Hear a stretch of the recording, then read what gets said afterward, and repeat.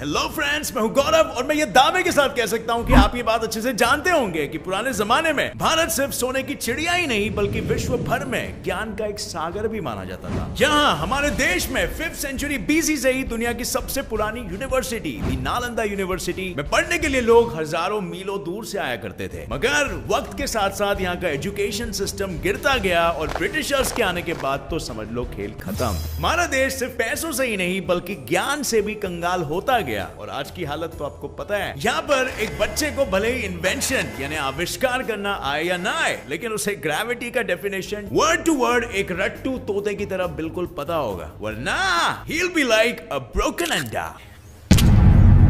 अब वैसे तो हमारा एजुकेशन सिस्टम लंगड़ाते लंगड़ाते रेंगते रेंगते काम चला रहा है, मगर वरी नॉट फ्रेंड्स, अब ना ही किसी फरहान को साइंस लेकर अपने सपनों की कुर्बानी देनी पड़ेगी और ना ही किसी राजू को एक डिग्री के लिए अपनी जान गंवानी पड़ेगी।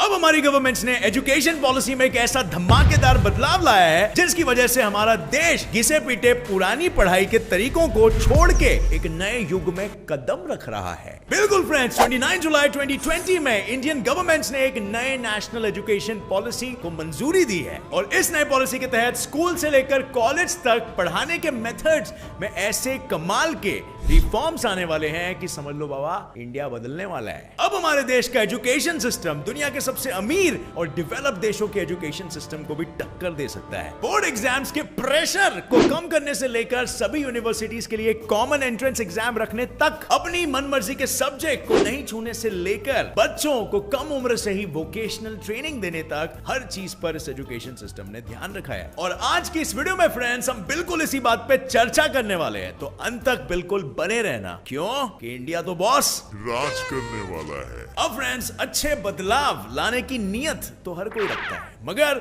सुनहरे ख्वाब को सच्चाई में तब्दील करने के लिए रोकड़े की जरूरत होती है और रोकड़ा तो सबके पास कम होता है। इसीलिए गवर्नमेंट ने सबसे पहले अपनी अकल का इस्तेमाल करके सही जगह पर इन्वेस्ट करना बिल्कुल जरूरी समझा। भारत के GDP का 3% अर्लियर एजुकेशन सिस्टम में जाता था और अब वो परसेंट 6% होने वाला है, यानी दुगना। Just imagine, double.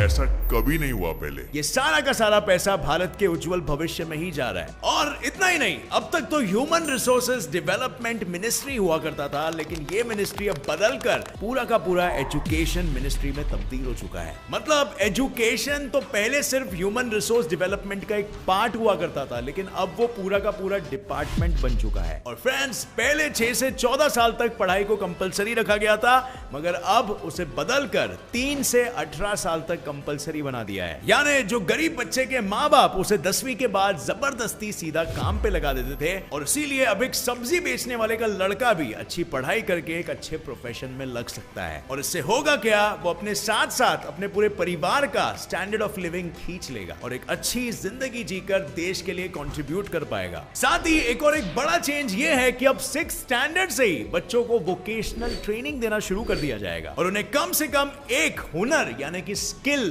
पर अच्छे से ट्रेनिंग दी जाएगी। उन्हें रोजमर्रा में काम आने वाले स्किल्स जैसे कि carpentry, electrical work, pottery making, metal work और ऐसी बहुत सारी चीजों का ट्रेनिंग बहुत अच्छे से दिया जाएगा। और अपने पंटरों के साथ प्रैक्टिकली एक्सरसाइज करने भी मिलेगा, जो लास्ट में उन्हें एक सर्टिफिकेट दिलाएगा। और साला हमारे टाइम पे तो आर्ट पीरियड में वो सड़ा हुआ सा सीनरी बनाने बोलते थे, जिसमें हम बच्चे बेचारे खुशी ढूंढ लेते। लेकिन बॉस, इन बच्चों की तो अब फुल ऑन मौज है और मौज के साथ साथ इन्हें अब ऑन फील्ड एक प्रैक्टिकल एक्सपीरियंस भी मिल रहा है। एक ऐसा हुनर यानी कि स्किल सीखने मिल रहा है जो ना कि पूरे जिंदगी इनके काम आएगी, बल्कि इन कामों के प्रति एक पॉजिटिव नजरिया भी डेवलप करने में हेल्प करेगी। ये एक बढ़ती उम्र में ही इन बच्चों के सामने उनके स्किल्स का, उनके पैशन का और उनके करियर ऑप्शंस का दायरा बढ़ाकर रख देगी। और ट्रेनिंग के साथ साथ बच्चों को साल में 10 दिन बिना बैग्स के स्कूल में आने को कहा जाएगा, जिसमें उनका कंप्लीट फोकस प्रैक्टिकल स्किल्स हासिल करने में रखा जाएगा। और सिर्फ यही नहीं, बल्कि ट्रेनिंग के बाद 8th स्टैंडर्ड से ही ये बच्चे किसी फैक्ट्री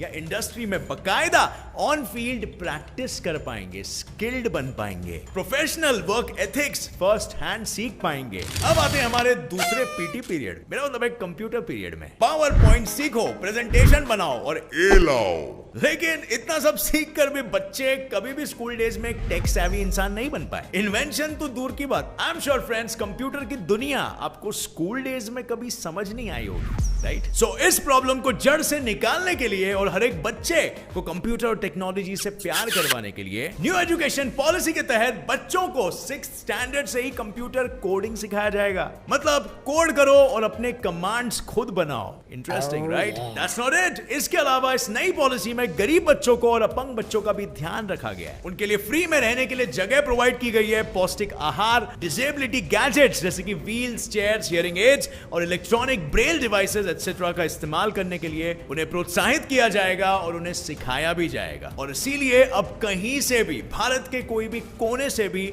एक भी टैलेंटेड दिमाग वेस्ट नहीं जाएगा। और अब फ्रेंड्स, आपको अपने स्कूल के वो सुनहरे दिन तो याद होंगे ही। एग्जाम से एक दिन पहले जितना हो सके ठूस लो और अगले दिन सारा का सारा पेपर में उल्टी कर दो। ना कोई क्रिटिकल थिंकिंग, ना कोई एनालिटिकल माइंड एप्लीकेशन, ना कोई इंफॉर्मेशन रिटेंशन, बस सिर्फ एक रट्टू तोता बन जाए।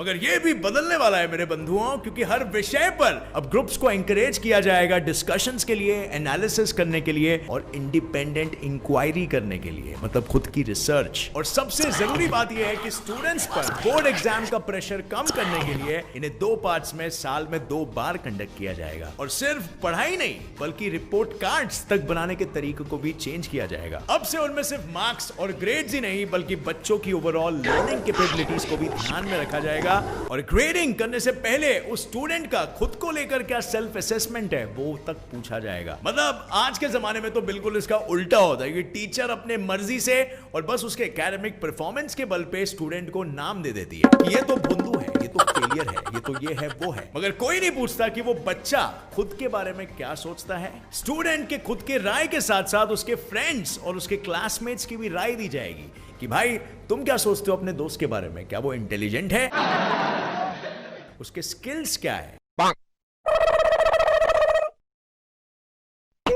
मतलब इन शॉर्ट, अब सिर्फ एक बच्चे के मार्क्स के बल पर ही उसकी ग्रेडिंग नहीं होगी बल्कि उसकी ओवरऑल पर्सनालिटी, उसके कैरेक्टर, उसके ट्रेड्स और उसके प्लस पॉइंट्स के बेसिस पर भी होंगे, जिस डेटा को फिर सही तरीके से यूज करके स्कूल्स बच्चों को सही डायरेक्शन में गाइड कर सकता है। अब फ्रेंड्स, आपके साथ ये बिल्कुल कभी ना कभी हुआ होगा कि आप बहुत ही एक्साइटेड हो, कॉलेज जाते हो अपने नए दोस्त बनाने के लिए और कुछ अंग्रेजी स्पीकिंग सोफिस्टिकेटेड गैंग आपका मजाक उड़ाते हैं। ओह गॉड, सच अ गवार, doesn't even speak English. Not applicable. क्या हमारी मातृभाषा कभी अंग्रेजी थी? I can talk English, I can walk English, I can laugh English because English is a very funny language. Japan में कितने लोग अंग्रेजी बोलते हैं? तो भला क्यों हमें एक विदेशी भाषा नहीं आने पे इंफीरियर फील कराया जाता है? यार, भारत में कुल मिलाकर 19,500 जितनी मदर टंग्स और रीजनल लैंग्वेजेस है और ये सब कुछ हमारे देश का रिच हेरिटेज है। और अब ऑब्वियसली हम इतनी सारी लैंग्वेजेस को प्रोटेक्ट तो नहीं कर सकते, मगर हम ये सारी लैंग्वेजेस जो एक वक्त पर काफी पॉपुलर थी, आज ऑलमोस्ट विलुप्त हो गई है, उनको रिवाइटलाइज तो कर सकते हैं। मेरी खुद की मदर टंग जो कि कुमाऊनी है, तेरे को जजमान है, जजमान ए बामण भाई अपन जजमाना हुआ को ना ही आज हमारे देश में ऑफिशियली रिकॉग्नाइज्ड है और ना ही कोई उसे इतना बोलता है। और अगर ऐसे ही चलता रहा तो कुमाऊनी जितनी कई सारी भाषाएं हमेशा के लिए इस धरती से विलुप्त हो जाएंगी। और इसी रीजनल लैंग्वेजेस और हमारे कल्चर के प्रति इंफीरियरिटी कॉम्प्लेक्स को खत्म करने के लिए इस न्यू एजुकेशन पॉलिसी के तहत हर एक बच्चे को 5th स्टैंडर्ड से लेके 8th स्टैंडर्ड तक कोई भी उनकी रीजनल लैंग्वेज सिखाया जाएगा। अब आई नो इंग्लिश आजकल एक ग्लोबल लैंग्वेज बन चुकी है और इसे सीखने की वजह से हम इंडियंस को एक बहुत ही बड़ा एडवांटेज मिलता है ग्लोबल लेवल पर क्या हमारे जापानी भाइयों को इंग्लिश आती है? 今日のおすすめは何ですか? すいません、ちょっと英語わかんないんで。 मगर फिर भी इन्होंने क्या धूम मचा के रखा है एक वर्ल्ड लेवल पर, राइट? दुनिया के कई सारे वर्ल्ड लीडर्स जैसे कि रशिया, चाइना, साउथ कोरिया, आधे से ज्यादा यूरोप अपनी भाषाओं पे फक्र महसूस करता है और शान से बोलता है कि हमें तो पहले अपनी जबान सीखनी है और फिर बाद में इंग्लिश। तो हम क्यों आखिर अंग्रेजी के इतने दीवाने हैं? Some cookies, please. Cookies. Lovely. और अब इसके अलावा कोरोना काल में हमारे एजुकेशन सिस्टम की हालत तो आपको पता है। स्कूल्स ठप पड़ गए हैं, छोटे बच्चे ऐश कर रहे हैं, बड़े बच्चे एग्जाम देना या ना देना इस उलझन में अपने सर खपा रहे हैं और टीचर्स तो भैया जूम कॉल्स पे ऑनलाइन प्रेजेंटेशन सीखते बनाते बेहाल हो गए।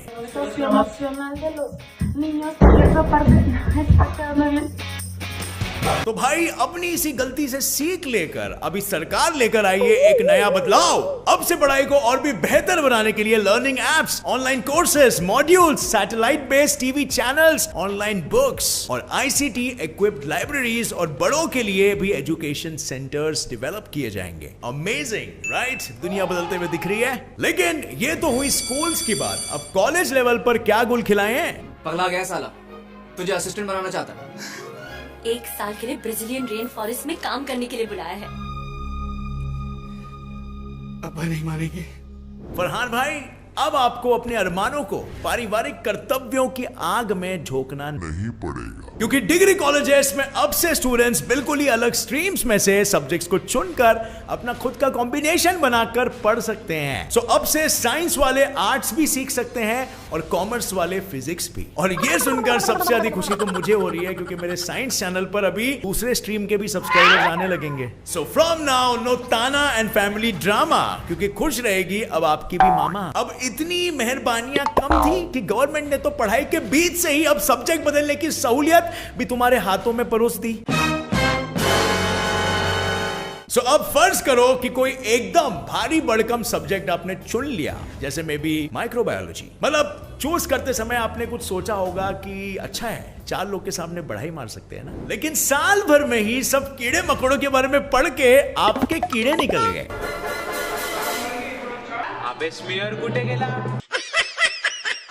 तो अब किया तो किया क्या जाए बंधु, 3 साल तो आपको झक मार के इसे पढ़ना ही पड़ेगा। कुकर जैसे सर की बच जाए ना सीटी तब तक मार, मेरा मतलब है रटना ही पड़ेगा। लेकिन अब ऐसा नहीं होगा। पहले तो आपका डिग्री 4 साल का होगा और इन 4 सालों में आप कभी भी अपना डिग्री बदल सकता है। और इतना ही नहीं, बल्कि आपके प्रीवियस सब्जेक्ट जो प्रीवियस डिग्री थी उसके भी क्रेडिट्स आगे ऐड होंगे। और उसके अलावा अगर तुम 1 साल बाद मेरे जैसे यूट्यूबर बनना चाहो और कॉलेज ड्रॉप आउट करना चाहो तो 1 साल पढ़ने के बाद भी आपको सर्टिफिकेट मिलेगा। ऐसा नहीं वो माफिया जो होता है 3 साल करना पड़ता है पूरा, और 2 साल करने के बाद आपको एक डिप्लोमा तक मिल जाएगा और 3 साल के बाद पूरी की पूरी डिग्री। अब सारे प्रॉब्लम्स और परेशानियों के बारे में हमने बात कर ली, मगर एक सबसे बड़ा प्रॉब्लम रह गया। वो प्रॉब्लम है कि भारतीय टैलेंट का ब्रेन ड्रेन। हमारे भारत के कुछ सबसे ब्रिलियंट माइंड्स और टैलेंटेड लोग अक्सर बेटर स्टडी और जॉब अपॉर्चुनिटीज की खोज में डेवलप्ड फॉरेन कंट्रीज में पहुंच जाते हैं, और ये क्लियरली देश के लिए एक बहुत ही बड़ा नुकसान होता है। और कई सारे केसेस में उस स्टूडेंट के लिए भी बाहर विदेश में पढ़ना, वहां के रहन सहन और क्लाइमेट से अडेप्ट करना और अपने फैमिली से हजारों मीलों दूर रहना हर किसी के बस की बात नहीं होती है। सो अब हमारे हिंदुस्तानी भाइयों को इस महासंकट से दूर करने के लिए हमारी सरकार ने दुनिया की टॉप 100 सबसे बेस्ट यूनिवर्सिटीज को इंडिया में ही बुला लिया है। Amazing right? अब हमारे हिंदुस्तान को दुनिया पे राज करने से कौन रोक सकता है यार? इससे ज्यादा गवर्नमेंट अगर करे तो क्या करे? करोड़ों रुपया सीधा अकाउंट में डाल दे। किस माई के लाल देश के बम में इतना दम है कि वो भारत के टैलेंट और अकल को टक्कर दे सके? यार सच बताओ तो हमारे देश की पॉपुलेशन ही इतनी है कि अगर एक सही सिस्टम बना के इन्हें सही तरीके से डायरेक्ट किया जाए, पढ़ाया जाए, सिखाया जाए, तो फिर भारत को एक और एक बार सोने की चिड़िया बनने से कोई नहीं रोक सकता। मुझे उम्मीद है कि हमारे लीडर्स और हमारे एजुकेटर्स इस पॉलिसी को पूरी तरीके से और सही तरीके से इंप्लीमेंट करें, ताकि हमारा देश एक आत्मनिर्भर देश और दुनिया का सुपर पावर बन सके। सो यारो, ये था मेरा पर्सनल ओपिनियन इंडिया के न्यू एजुकेशन पॉलिसीज के बारे में। आप में से कई लोगों ने ये पूछा था कि मेरा ओपिनियन क्या है, और अब मैं आपका ओपिनियन जानना चाहूंगा। मेरे जेन्युइन सब्सक्राइबर्स नीचे कमेंट करके अपने साथियों के साथ बिल्कुल शेयर करना और डिस्कशन छेड़ते हैं। देखते हैं कितने लोगों को ये पॉलिसी पसंद आई और कितने लोगों को ये पॉलिसी में स्कैम लग रहा है। अगर आपको ये वीडियो पसंद आया तो एक लाइक जरूर ठोकना। मेरे चैनल गेट्स रिप्लाई फैक्ट को अभी सब्सक्राइब कीजिए और दबाइए नीचे दिया गया बेल आइकन, ताकि आप आगे आने वाली हमारी कोई भी वीडियो की अपडेट को मिस ना कर सके। मिलेंगे बहुत जल्द in another exciting episode full of facts and full of knowledge. तब तक के लिए keep watching, keep learning and keep growing as a result. जय हिंद।